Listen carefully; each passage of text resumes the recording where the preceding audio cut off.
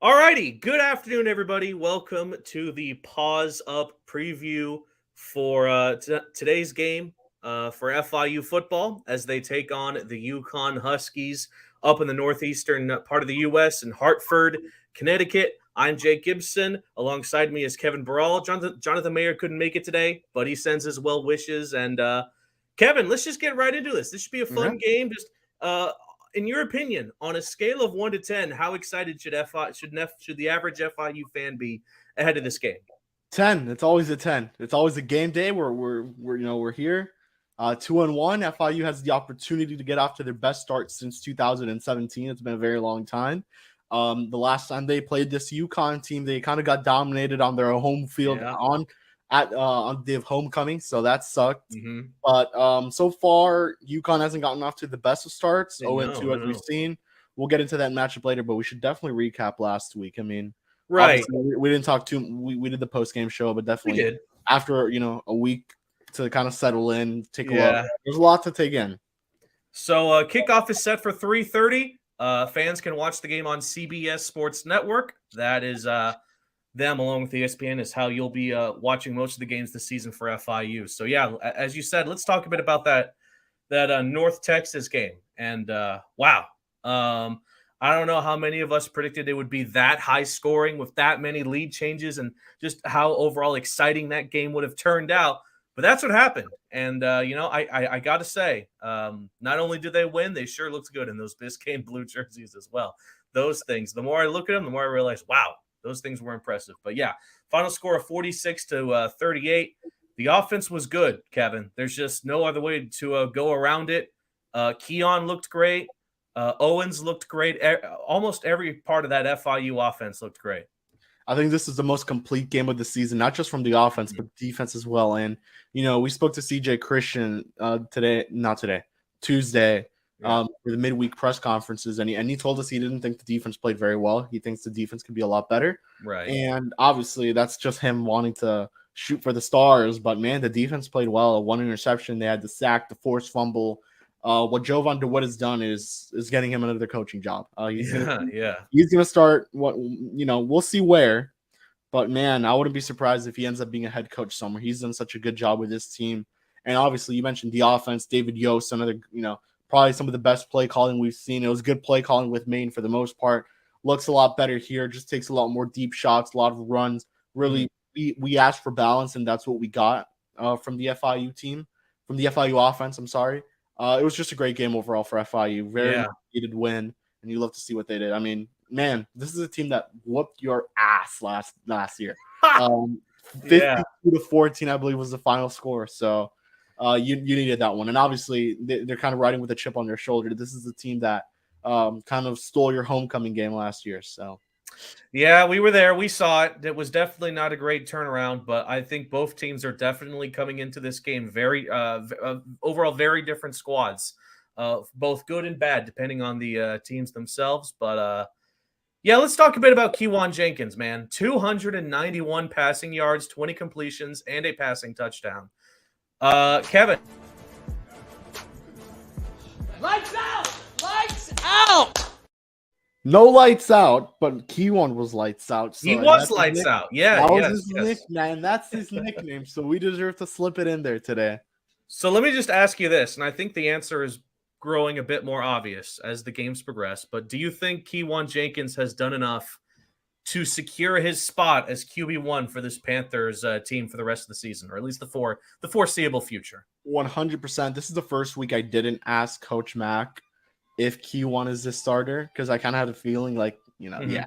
So instead I asked him just, how do you kind of temper his expectations for the road? And he spoke like he was the starting quarterback. So maybe next week I'll ask once again. I'll just be like, obviously, you haven't committed to a certain guy. You obviously said Grayson, so we'll see. But yeah, this guy's done everything he's had to. Obviously, when they brought this guy in, you and I have said it. Erica said it. Erica and we're a good friend. Johnny has said it. This guy has the chance to be one of the best quarterbacks to ever put on that FIU uniform. Yeah. And so far, I mean, this guy has been great. Lights out. I think that's the easiest way to say it. He's lights out. Yes, he is. There's no other way to say it. He's been really good. obviously for a freshman, he's also making some very mature play calls, I guess you could say. If you remember in the main game, he called a hit. They had a certain play call, and then you had the hitch and go, which he called to Chris Mitchell. That ended up being a touchdown. That was the main game. And in Texas, he felt, and this is the craziest part. I don't know if you heard him, but he said that he believed that the FCS main defense was actually harder. Yes, I do remember that. That was crazy. American Athletic Conference, North Texas defense that whooped FIU last year. So, I mean, it only shows how good this guy is and how good he can be. Yeah. Let me ask you an interesting question here, Kevin.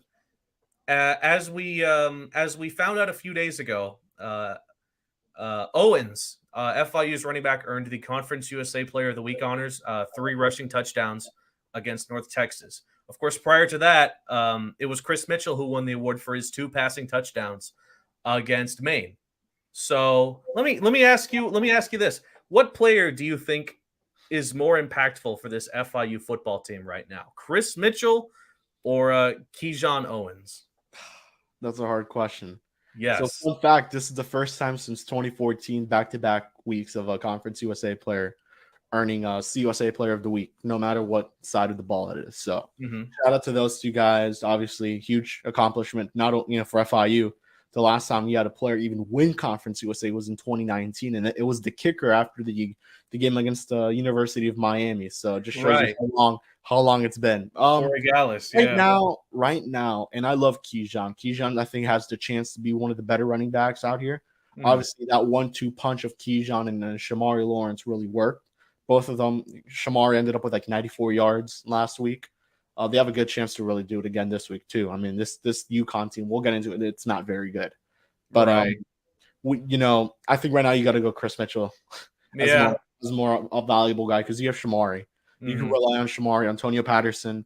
But man, it's not to discredit anything Keyshawn did this past weekend. He lit it up, and they really needed it. If it wasn't for him, FIU would not have won that game. He was running hard in practice, as Coach Mack mentioned. And he's up in the depth chart now. I believe he's the running back too. He's RB2 right now in the depth chart, and he's earned it. He's earned his way up there. So huge props to Keyshawn and everything he's been doing. A Miami Central high product along with Keywan.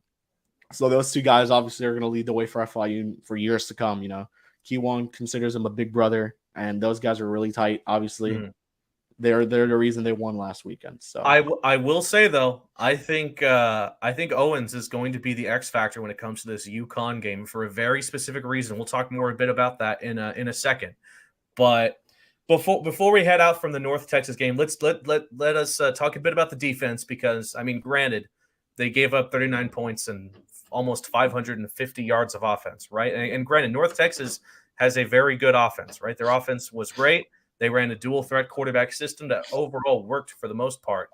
What did you see from the defense? What takeaways can you take from them that they really need to look into fixing prior to taking on the Huskies?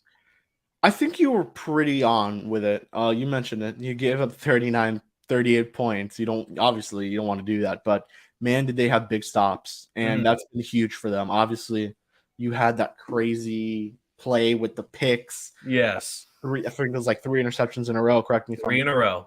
But aside from, obviously forced fumble, Donovan Manuel really wasn't.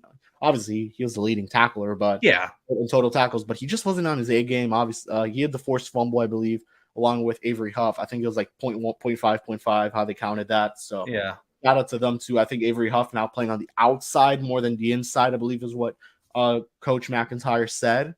So very, very interesting there. I want to see how that works out. And aside from that, guys are injured. That's something that needs to be mentioned. Ladarius Polk, the starting safety, week 0 is now injured, or he hasn't played. Obviously, injuries with FIU is kind of hard to really figure out what's going on there, but just got to know that they're injured, and you can't really say much more than that at this point. Claude Larkins is injured as well. He's actually been out since week 0. He did not play against Maine or North Texas. I believe other guys have been out, but I mean, CJ Christian, we got to give him a lot of props. I put out an article on him very recently, and just how good he's been for this FIU team. I think he had around 7 tackles, This season, he has 16 total tackles. 10 of those are solo, so it shows what he's been doing. He has an interception. He was so good in the 4 games he played last season until his torn labrum. Thankfully, he was able to redshirt, and now he's been great. And we'll talk about what he's seen when it comes to the UConn offense. I'm sorry, because there are some things to point out that have changed from one year to another. A lot of quarterback turnover, but we'll get into that soon.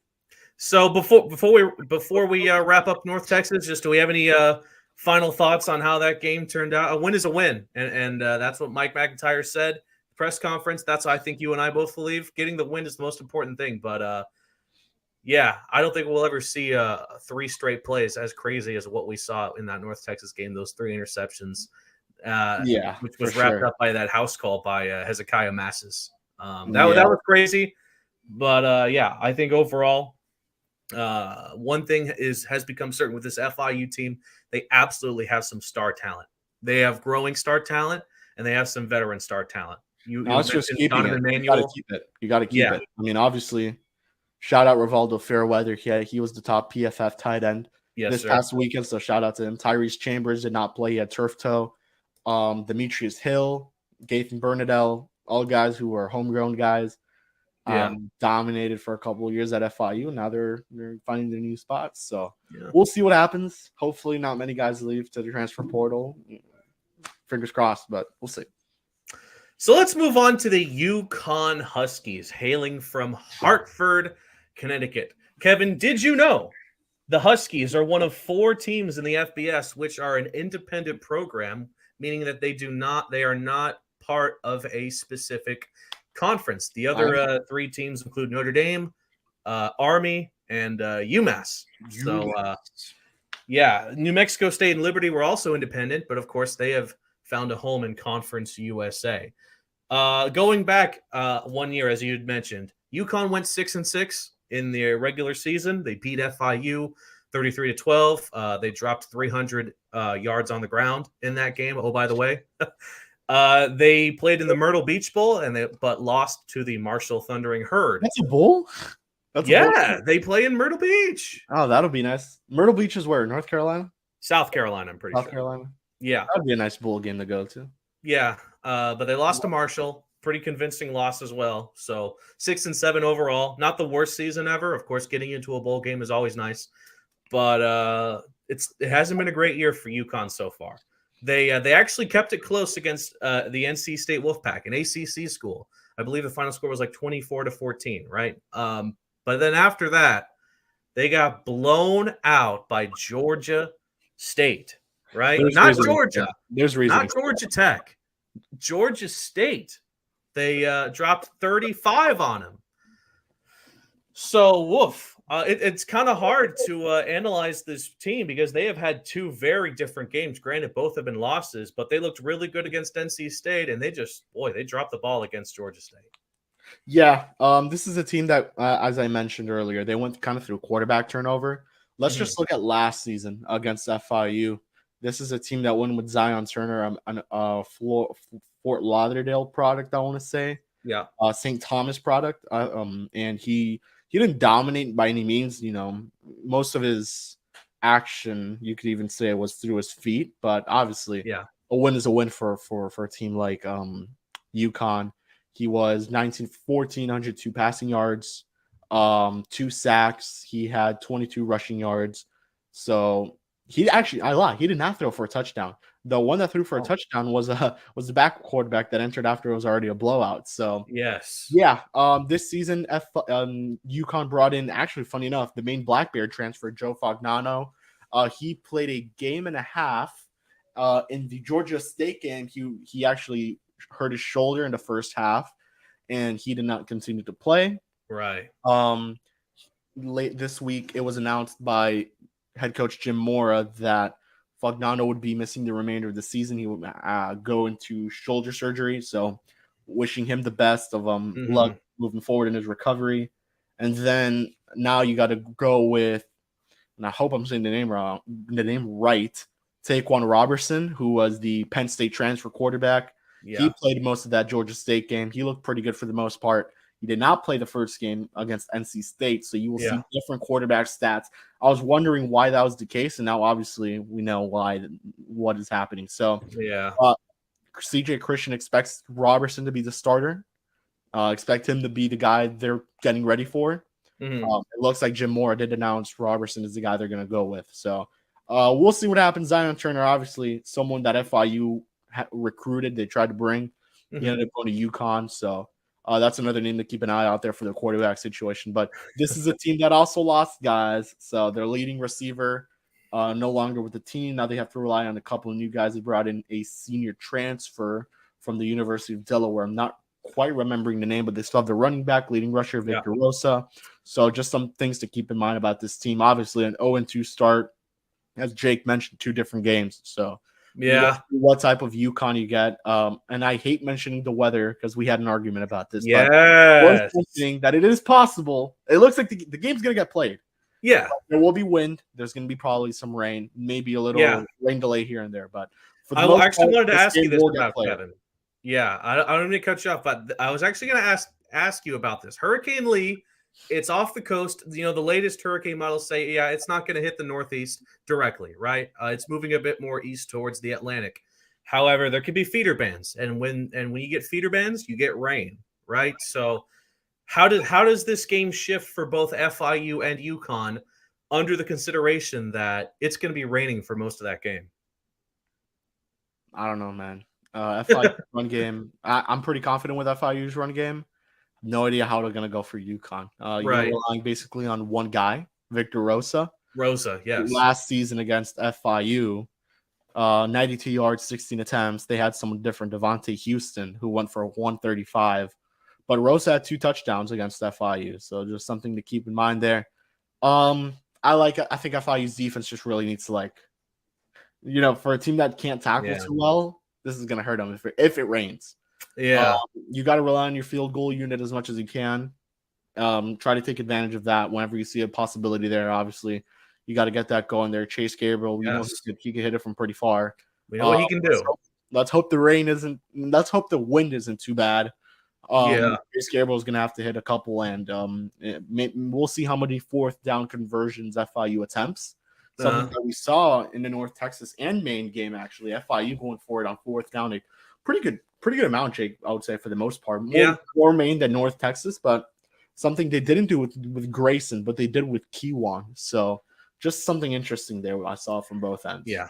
So going back to the quarterbacks for a second, man, I would sure like to do a preview where we don't have some sort of quarterback news or quarterback controversy to break with everybody. I was going to talk about the quarterback, man. Right. That's how it is. So next week we'll be talking about Liberty's quarterback. So so Taquan Robertson, right? Funny enough, he was, as you mentioned, transferred from Penn State.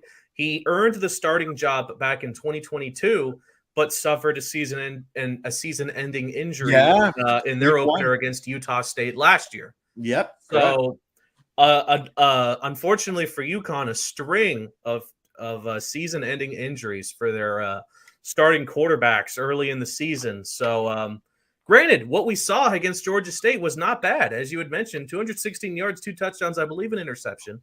So, boy, how does FIU, who a few days ago believed that they would have to prepare for Fagnano, now they have to shift gears and prepare for Robertson. How do they do it? So it's funny when Coach Mack wasn't aware that Fagnano was out for the season, so I told him, and he was kind of shocked. He was like, "Whoa!" Oh, at the Tuesday presser, he didn't know. He was not aware, so I told him. But it looks like they were preparing for Robertson either way. Yeah. Just from what Christian told us, he said they were preparing for number 6. Number 6 is Taquan Robertson.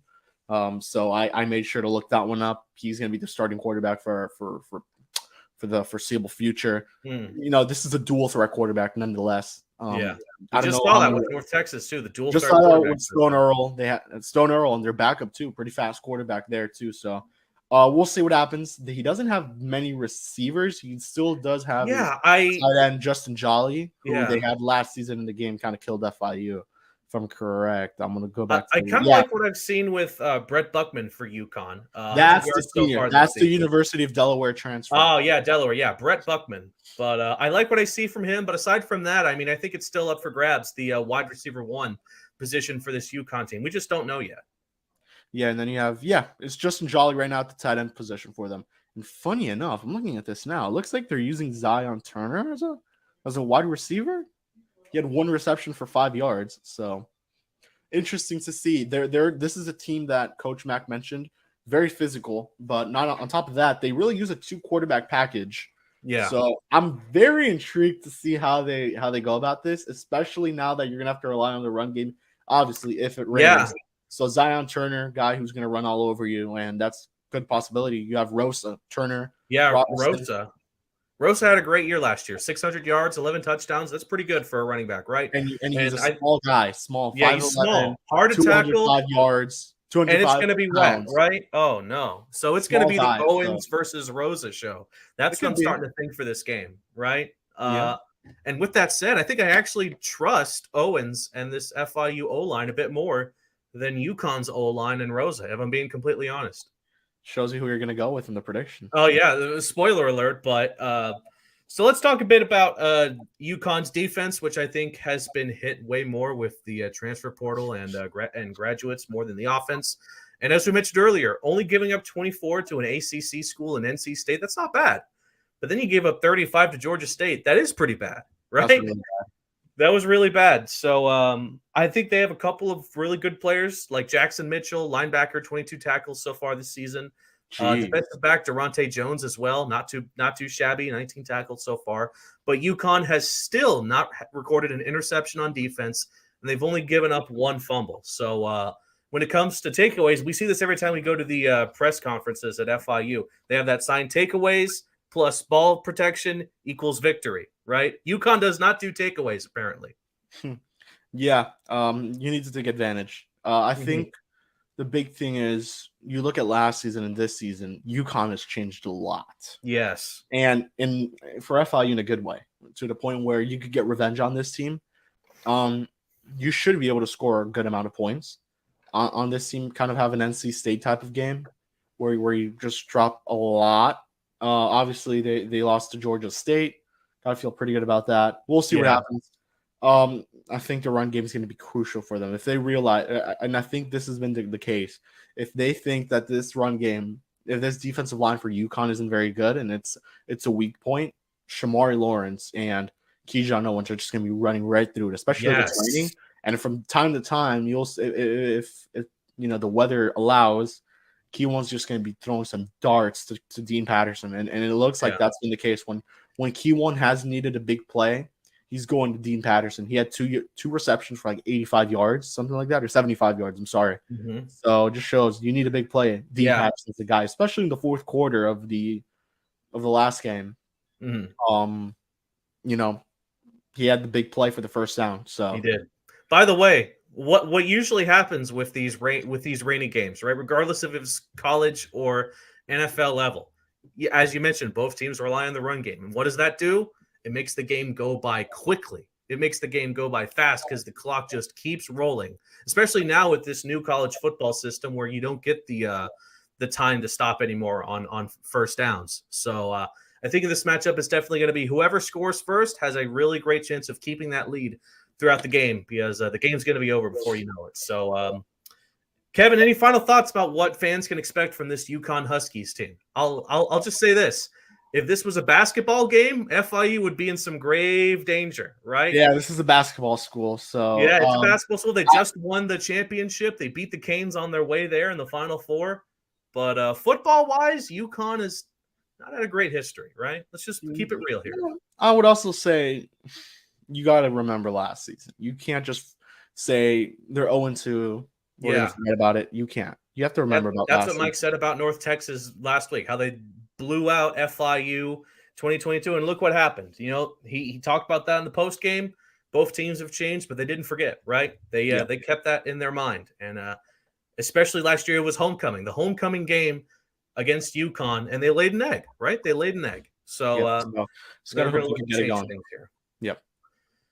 Alrighty then. So let's get into. Well, actually, before we get into the Conference USA predictions, let's talk a bit about around FIU athletics. Starting off with women's soccer, who currently have a 5-2-1 record. They're coming off a 1-0 win to the University of Miami, which, I mean, whenever you beat Miami, that's a good thing, right? But they also lost to Florida Gulf Coast on Sunday, September 10th. They are going to be home on Sunday at 11, taking on the University of Texas El Paso Miners. And on Saturday as well at 7 p.m. Saturday at 7 p.m. Oh, yeah. All right. Men's soccer, on the other hand, a 2-2-2 record. A couple of tough losses to both New Hampshire and Akron. Granted, both of those teams are ranked. New Hampshire was 24th and Akron was 5th. Prior to that, they had a 2-2 draw against UCF. Some crazy theatrics at the end of that match. But regardless, at the same time, later tonight, on Saturday, September 16th, at 7 p.m., they'll host the Temple Owls on Alumni Night. One of the, I believe it's their first conference matchup in the AAC, because that's where men's soccer is. That's what conference they're in men's soccer, the AAC. They'll take on Temple at 7 o'clock, and then they'll hit the road next Saturday to take on Memphis to continue on their conference schedule. So that was your very brief look so far. By the way, the FIU indoor volleyball team is also beginning their season very soon with the 305 challenge. There should be giveaways. It should be a lot of fun. So if you want to do something at the Ocean Bank Convocation Center this weekend, definitely give that some consideration. Yep. So, all right, let's get into the conference predictions, right? So, again, Johnny isn't here, but thankfully he sent me his predictions already for who he believes will win this week. Before we do that, let's look back at last week at what happened. Northwestern blew out UTEP. Liberty, I thought this was going to be a lot closer game, Liberty and New Mexico State, but the Flames handed the Aggies very well. And, of course, FIU beat North Texas. Coastal Carolina beat Jacksonville State. Missouri beat Middle Tennessee, but give credit to the Blue Raiders. They only lost by 4 points against an SEC school.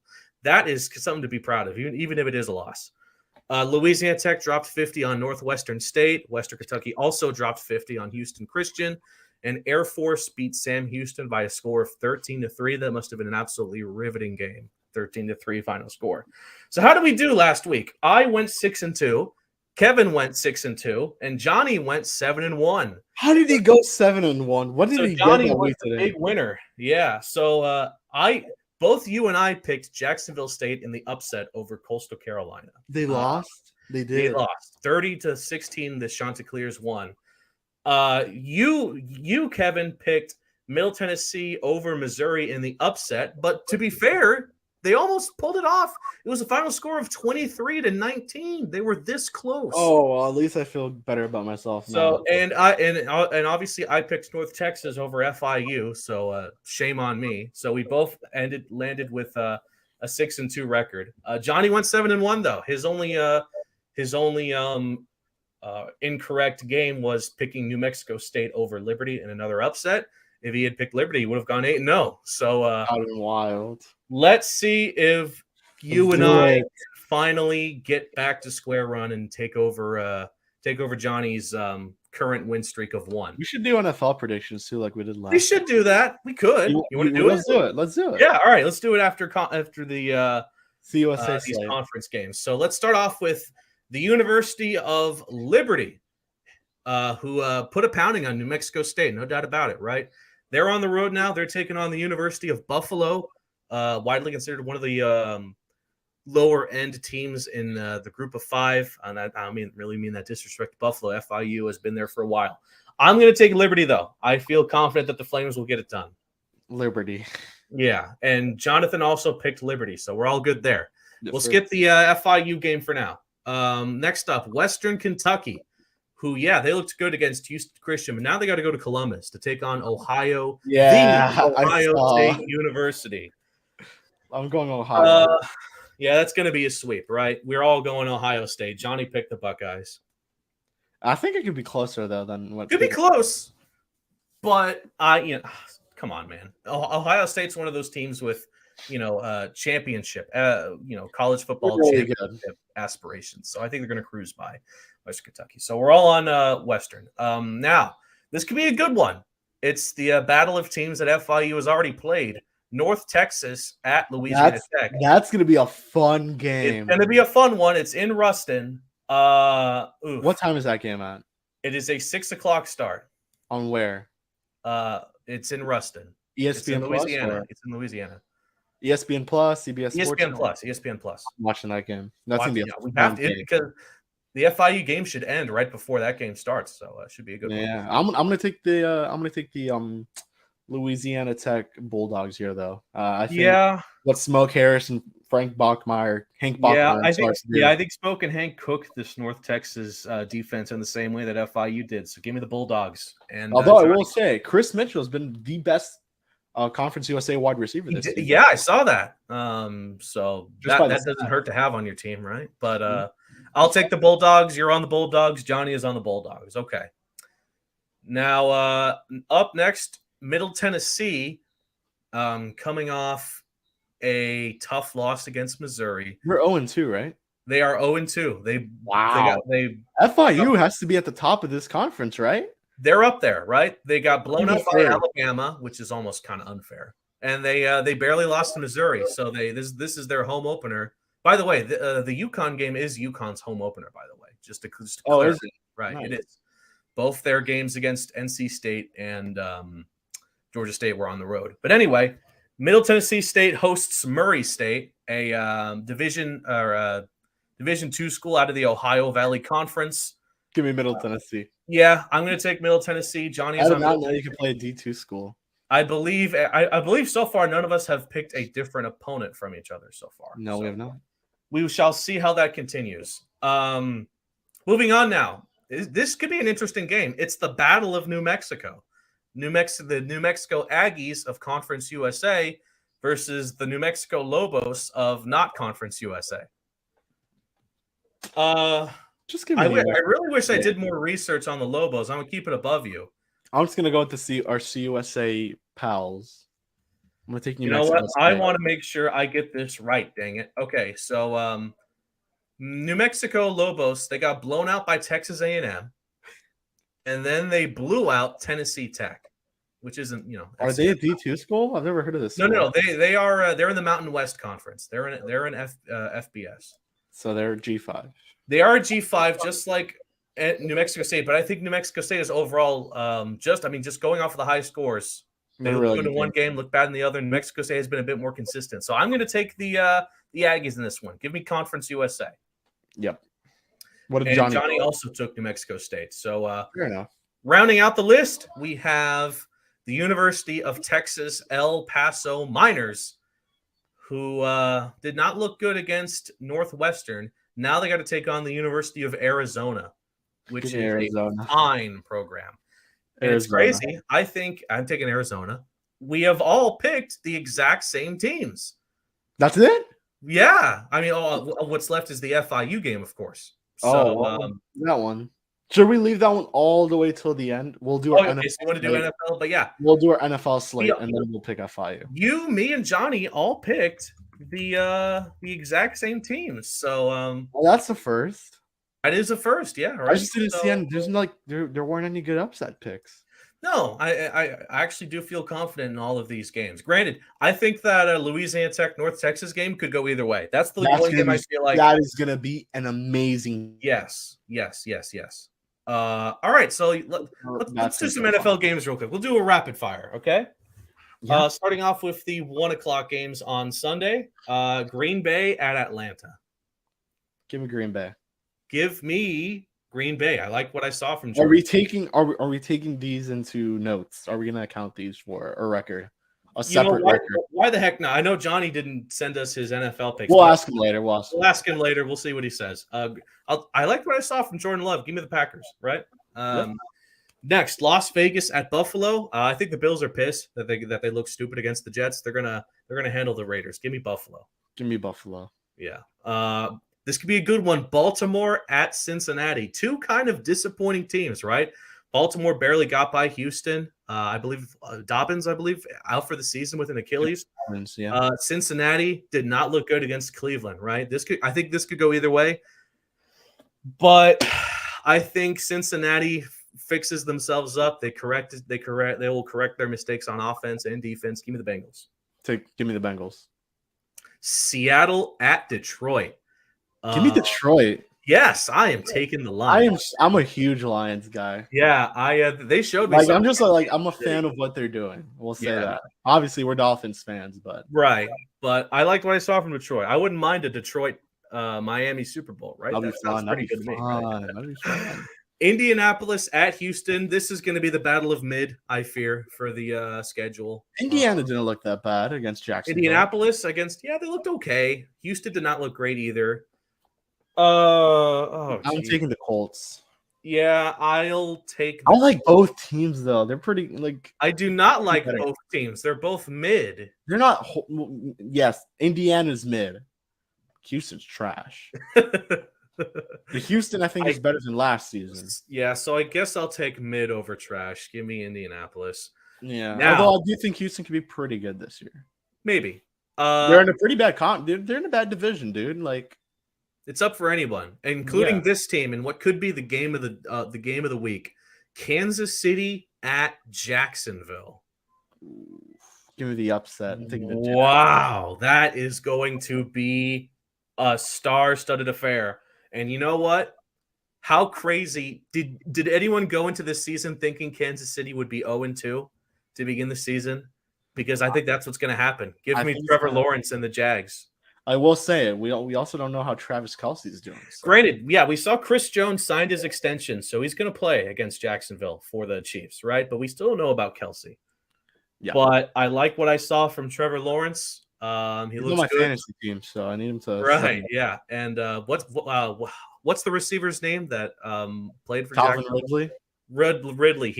They looked great. I was watching that game on Red Zone, and man, did they look good. They look like a very complete team, and I don't know what to tell you. And it's at home too. Give me the Jags. Yeah, although I will say it was a little concerning how close they kept it with the Colts, but we'll see. But you know what? I think they're going to show out. Just here's probably battle of mid number 2: Chicago at Tampa Bay. Justin Fields. What happened? Right? Be that bad? It wasn't. Yes. Bad, yeah. But the defense let Jordan Love cook them. They got cooked by Jordan Love in the Green Bay. I'm going to go the Bucks. I like what Baker Mayfield did in Week 1. Yeah, Baker did look pretty good. So give me Tampa Bay here. So far, I will say I won't. If Baker kills it again, it's like, yeah. So far we haven't picked differently, but man, this is fun. We're in synergy right now. So Los Angeles Chargers at Tennessee. That's pretty battle of mid. I don't think the Chargers are that good, man.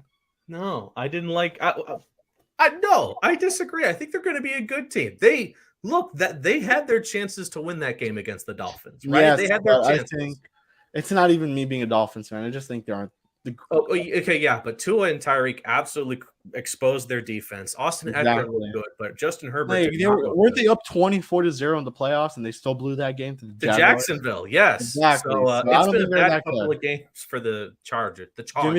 Give me the Titans. This is where I'll disagree. I'm going to take the Chargers. I think they bounce back. I think that Hopkins and Tannehill duo is going to. I don't trust. See, that's the thing. I don't trust Tannehill one. I know you don't, but I'm going to take it up. This is my one upset pick. Granted, once again, it's going to be a case of Tennessee's running back, Derrick Henry, just having to carry the offense all by himself. But I don't think it's going to be. I think the Chargers will actually figure it out. Alabama product. Yeah, so give me the Chargers. Okay, now starting off with the 4:00 games. The New York Giants. I forgot. Dolphins are Sunday night. They are Sunday night. Giants at Arizona. Battle of mid part 3. No, I think the Giants are better than that. They were without a doubt the most disappointing team in Week 1 in the NFL, right? The Giants. It's bad enough to lose to the Dallas Cowboys, but to be shut out, that was rough. This is a get right game for them. I did not see much of the Arizona-Washington game, but I mean, it was close as hell. With Josh Dobbs as your quarterback. Yeah, that's the thing. Give me the Giants. I'll take the Giants, and their redemption arc starts now against the Cardinals. San Francisco at Los Angeles, the LA Rams. The Rams surprised me with how good they looked against Seattle. Who won that game? The Rams, they won like 30-10 wow, or something. did they? The Rams looked really good. But Still, so give me the that's the Niners. problem. So did San Francisco. They also looked really great. good against Pittsburgh. Give me the Niners. Yeah. So I think the Niners just look. This is a tough one, but yeah, give me the Niners. I still can't believe. I haven't been able to say this, but I feel horrible for Trey Lance. So do I. Dude, and, I can't believe Brock Purdy has looked this good. Where did he? Lance is now Dallas, right? He's back in Dak Prescott. Yeah. Yeah, that's not a terrible backup. I think it's not it's the Jordan Love type of role you're going to be in there. Give me San Francisco. I still can't believe Brock Purdy is this good, and CMC will run all over him. Next up, the New York Jets at the Dallas Cowboys. Yeah, Zach Wilson's about to get exposed. Once again, everybody is overhyping Dallas, right? I still think they're going to choke later on in the season, but no Aaron Rodgers for New York. Gotta feel bad for him too. Congratulations to the Jets for beating Buffalo even without Aaron Rodgers, but I think they won't beat Dallas at home in Jerry World. So give me the Cowboys, and then Washington at Denver is the final 4:00 game. Give me the upset. I'm taking Battle of Mid Part 5. I'm taking Washington. Washington. I don't know if that's really an upset, man. Washington is not a terrible team, right? I'm a big fan of Scary Terry. But Denver's also not a bad team either. Not a bad team either. I'll take the Broncos. We're the Broncos next week, by the way. That's the Miami's home openers against Denver. So I'm taking the Dolphins for that one, but I'm taking the Broncos. Yeah, I'm taking Washington. And the final game on Sunday, Miami at New England. Funny. How funny is it, by the way, that both the Dolphins and FIU are going to be in the Northeast and might have to play in rainy conditions thanks to a hurricane off the coast. I don't think it'll be that bad for Miami. We shall see. But regardless of what happens, I am taking the Dolphins. It's going to be very close. New England isn't as bad as we all thought before the season began, as it would turn out. They could have beaten Philadelphia last week. Oh, they lost. They lost, but if they had converted a couple of fourth downs at the end, they could have won. I'll take Miami. I loved what I saw with Miami overall against the Chargers. The offense looked unstoppable. Defense was a little sus, but hopefully they get that fixed. Hopefully Teron Armstead will be back in for the offensive line. Even then, the offensive line looked great too. I was going to say they're pretty good. Recap on Lemon City Live if you want to like a little detailed recap of what we saw in that Miami LA game. But yeah, give me the Dolphins. Yeah, and we actually have a doubleheader on Monday night. 2 games on Monday Night Football. Oh yeah. On the 18th. First one being a 7:00 start. New Orleans at Carolina. That's a battle of mid. It is a battle. There's a lot of battle of mid. But I'm taking. Did the Falcons beat the Panthers? No, I don't know. I thought he did. All right, let me check. I think Falcons won. Yeah. All right. Give me just 1 second. I want to make sure we get the facts right. Falcons won on here. Okay. Every first-year head coach, every new head coach lost this weekend. Yeah. So okay. Yeah. Falcons 24, Carolina 10. I'm taking the Panthers anyways. Now we know. Ugh. All righty then. So, who did you pick? Carolina. Yeah. Give me Carolina. I don't know. Still, I'm not a big bull. You know what's funny? I saw I was watching an NFL Network broadcast, I believe, before the Detroit-Kansas City game. 2 NFL analysts said that their Super Bowl predictions were the Saints versus somebody. And my mind was blown away. They legitimately stood there in front of a TV camera and picked the Saints to go to the Super Bowl. I mean, that was ridiculous. The NFC South isn't that good either. Man, the entire NFC East could beat New Orleans in the playoffs. Every single team. Anyway, the 8:00 game is Cleveland at Pittsburgh. It's crazy. We just saw Pittsburgh get blown out by San Francisco, and now they got to play on Monday night. Granted, it's a rivalry game, divisional game, but I was impressed with Cleveland, the way they handled the Bengals. I think we're going to see a repeat, honestly. No theatrics, just a blowout win. Give me the Brownies. Yeah, give me the Browns. All right, that was fun, Kevin. It was like it was a Lemon City podcast for a second. We were the NFL Stradamus for a second, and we got to just predict the I wish I could find the NFL. the thing. Where But is it? what? Okay. What I'm talking about. Yeah, the audio clip. Yeah, I can't find it though. Oh shit! What the heck? Well, that's pretty cool. We might need to use this for the Vice episode. Not gonna lie. All right, Kevin is on a mission to find this audio clip. I don't think they have it. It's got to be. Yeah, He they was don't. gonna I find don't know how Edwin plays it, but it was like the NFL Stradamus. Shout out to the Lemon City crew. That was not it, Kevin, but that was equally funny. We'll go with this. Oh wait, I found it. Oh, you did? Nope. Not it, but you know what, Kevin? It's fine. You know what? Let's just predict this FIU. Yeah, let's just predict the FIU game. All right, dang it. Okay, so I'll start us off. Okay, we'll do score predictions because I think it's more fun that way. Fair enough. It's going to be a low-scoring game. Okay, Jeez. Low-scoring, run-based game for both offenses. But at the same time, I trust FIU's offense and defense way more than UConn's offense and defense, right? And I'm not just saying that because we've seen them. We're FIU fans. We've seen them. We've seen all the games they've played. But I don't know. UConn has just not impressed as much as FIU. I think that Owens will have a fantastic game. Maybe hit 200, 250 yards, a few touchdowns. If the rain lets up at any point, Jenkins will start slinging the ball and he'll look good too. Give me FIU 20. UConn 10. FIU wins. Mm-hmm. Feel really good about this game. I feel amazing about this game. You feel amazing about this game, right? Yeah, I feel really good. Yeah. I think it's a blowout. What? Honestly, I think it's a blowout.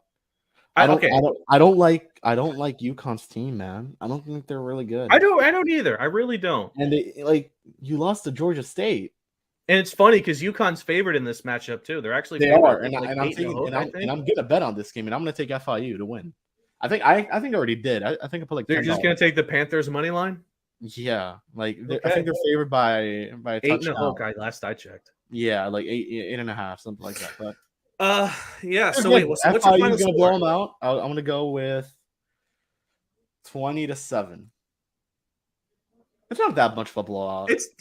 That's like what? It's a 2-possession game. It's not terrible. Oh, I'll go 27. 27. I respect it, and I went 20-10. So I just think I don't like UConn's defense. I don't. I love this matchup for FIU. FIU's offense has never looked better, and they're taking on probably the worst defense they'll take on the entire season. When we previewed La Tech, we thought this was a great matchup. Yeah, just given how similar these teams are. Right. UConn's not that good. They're not. And FIU's gonna have a chip on their shoulder, knowing these guys absolutely destroyed them last year at homecoming. So they're gonna try to spoil the home opener. All right. Speaking of homecoming, by the way, that's what's going to be going on next week. It's I believe the game against Liberty on the. Let me make sure I have my dates here correctly. 24th on the 23rd, right? 3rd, okay. September 23rd, I think it's a 6:30 start. They'll host the Liberty Flames on their homecoming game.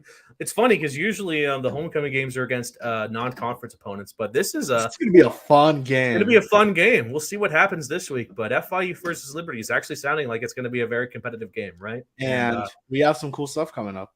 I believe it's actually going to be the final Saturday game for a while because in the month of October they'll start doing all the Wednesday. It's the final Saturday home game. The final Saturday home game. Everything else is going to be Wednesday. So, yeah. I mean, if you're a massive fan of Saturday games, you better make it to this one then, because you're not going to be seeing another one for a while. Yeah. So yeah, and I guess it's worth announcing it now, so we get people amped up. You know what I'm talking about, huh? Yes.